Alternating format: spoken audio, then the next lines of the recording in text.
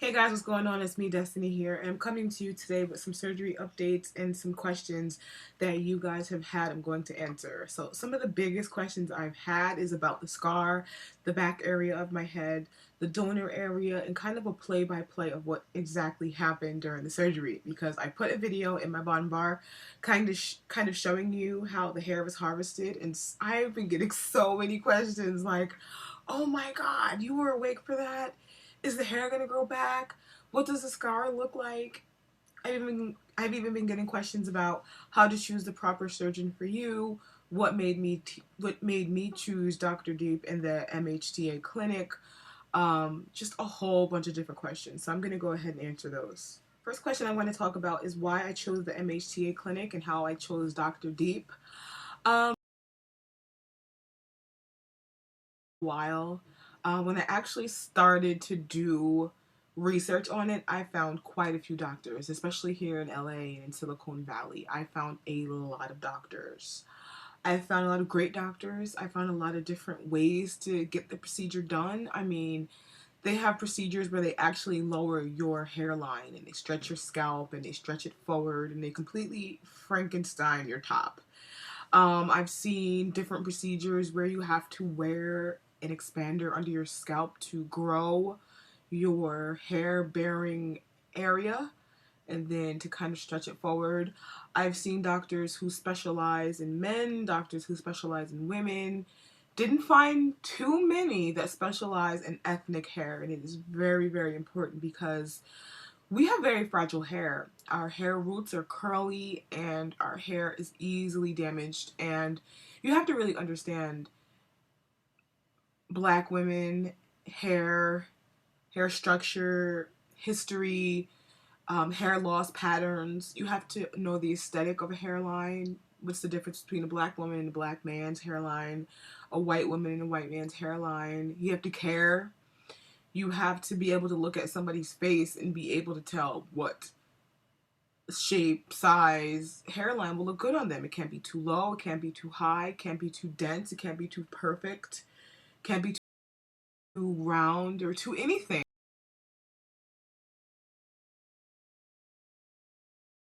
They kind of told me what they did, asked me what I wanted, and left it there.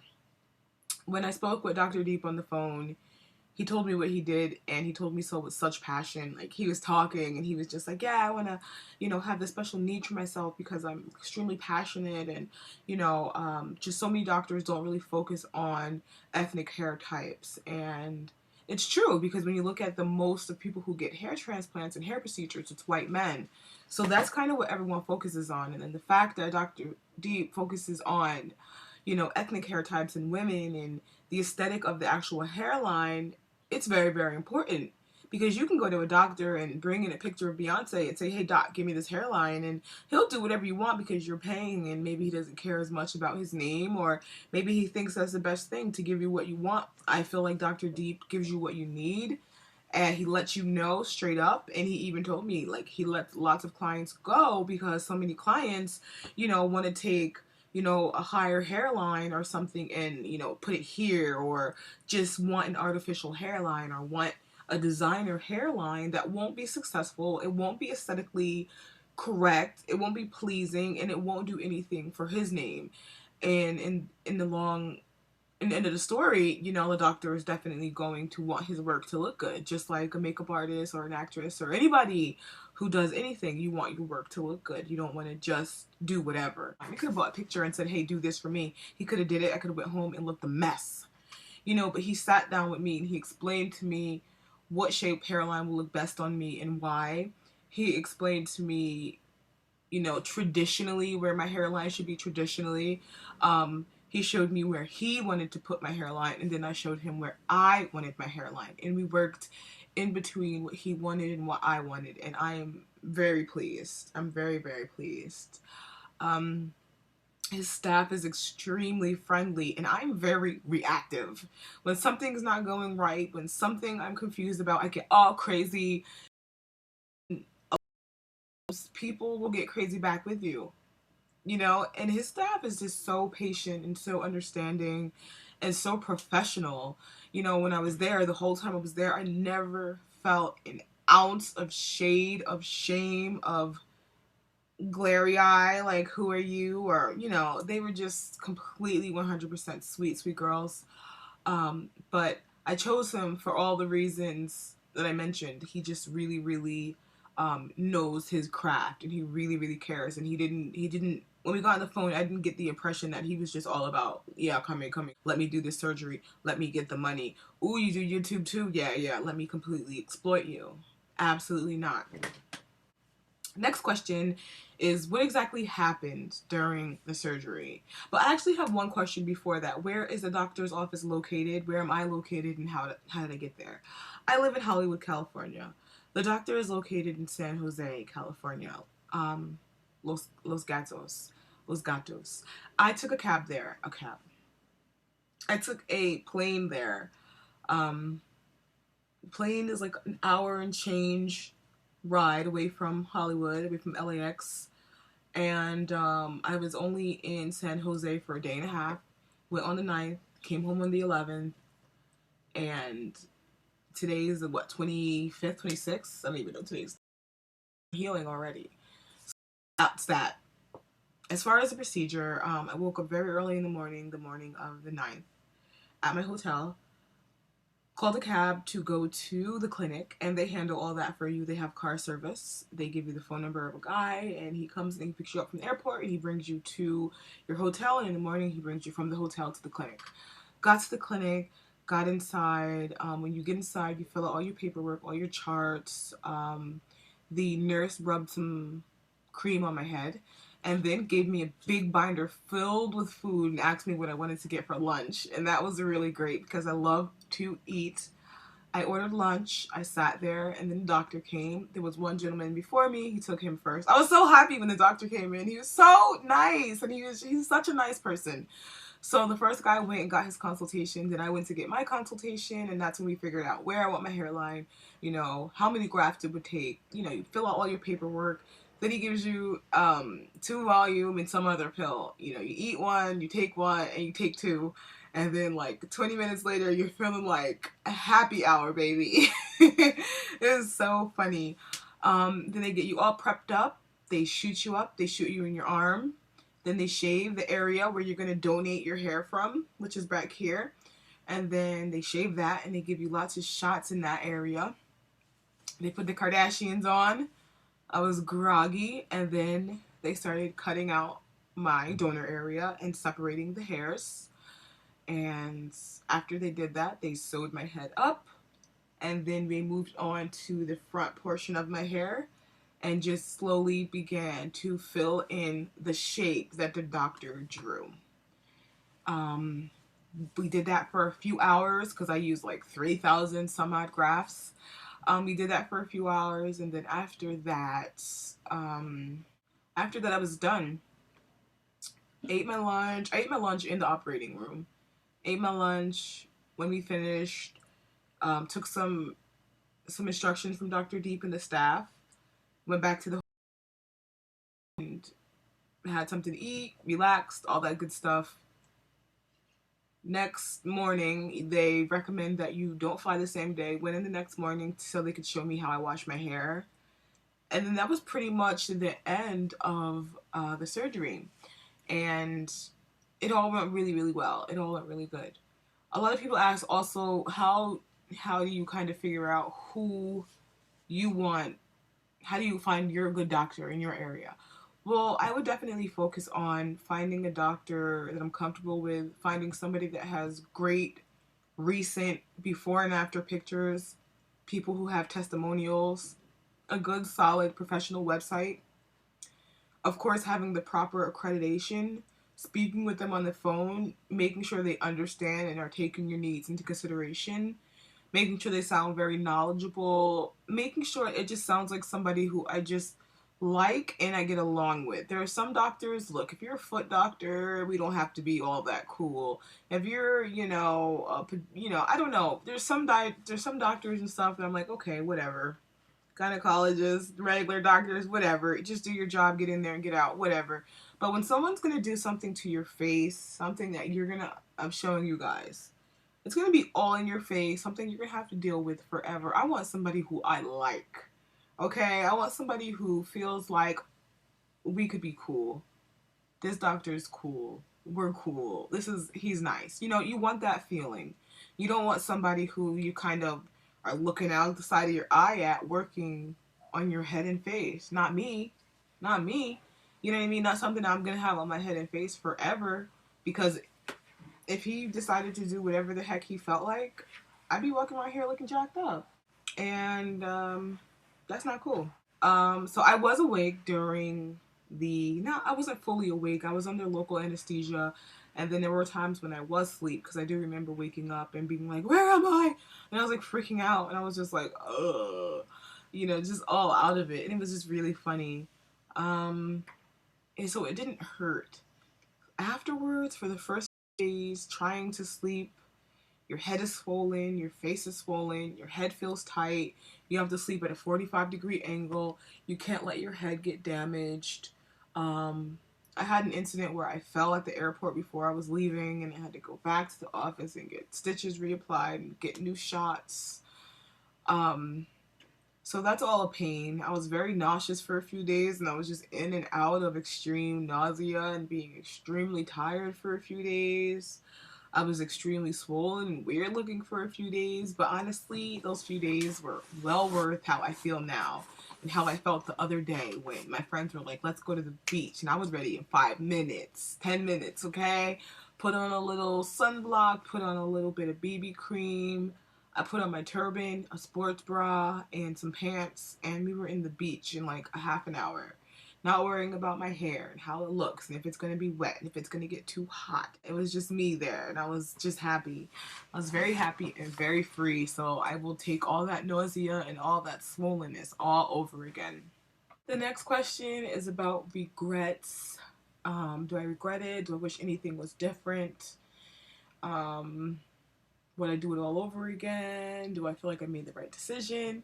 I definitely feel like I made the right decision. And I think the only thing I regret out of the whole ordeal is me getting all freaked out in the airport. I was on drugs, y'all. I was on drugs. I was so tweaking in the airport that I just completely overreacted and ended up hurting myself. That's the only thing I regret. Sometimes I'll find myself like late at night looking at pictures of bald women, or I'll often Google big forehead and I'll just look at pictures of girls with big foreheads, and I hope my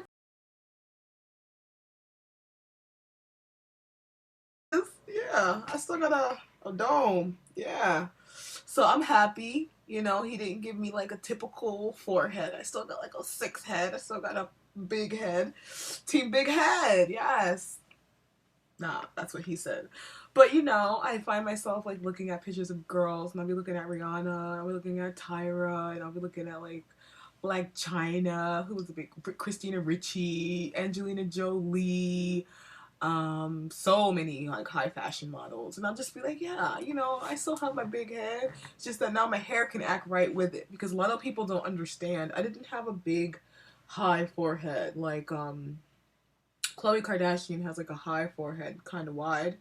No shade, I love Khloe. She's always been the hot Kardashian.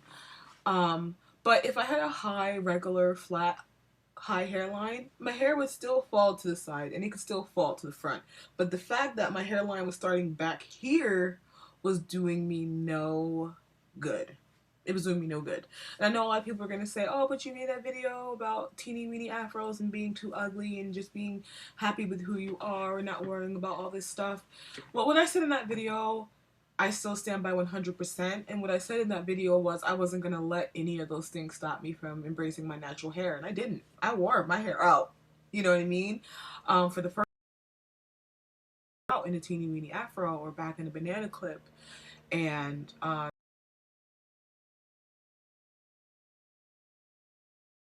been like, man, put my forehead here. I would have never been through anything with my forehead. I would have never grown an appreciation for my forehead. I would have never been as strong as I am now. So I think that I did pick the proper time to get it. I think I picked the right reason, and it's just for aesthetic and being able to embrace my natural hair more, make sure my hair is growing out properly, and just being happy with who I am, with what, you know, few things God gave me to work with. Even though he gave me a huge forehead and I took it away, I think he understands. Would I make this decision again? In a heartbeat, I would make this decision and try to offer and tell everybody about this surgery who I come in contact. Every time I see bald guys or women with thin edges or women wearing wigs who, you know, like you can tell sometimes, I know because when I would wear wigs, I'd have to have it all the way around. I could never have any of my natural hair out. I could never have my edges out. I could never make it look natural and, you know, put the lace behind my hairline. I always feel like, you know, they may be going through a situation like me, and not that this is going to save everyone, and not that everyone should get this, not that everyone would get this, not that everyone could afford this, but think about all the people you know who had this surgery had you known about it. So yeah, that's kind of how I feel about it. I probably would have had it a couple years ago, or when I first got here out to California, I may have gotten it had I known about it. Because like I said, I think it's an investment. I think it's an asset and not a liability. Like somebody said, wow, you know, you don't have a car. Don't you think you should have got a car first? Heck no. I am a commitment I'm a commitment phobe. I don't want my name on stuff. I don't want payments. I don't want insurance and tickets, gas. There's so much to having a car. Believe me, at the risk of sounding cocky and crazy, I have enough money to buy a car. I can do and be fine, but all the just responsibility that goes with it stresses me out.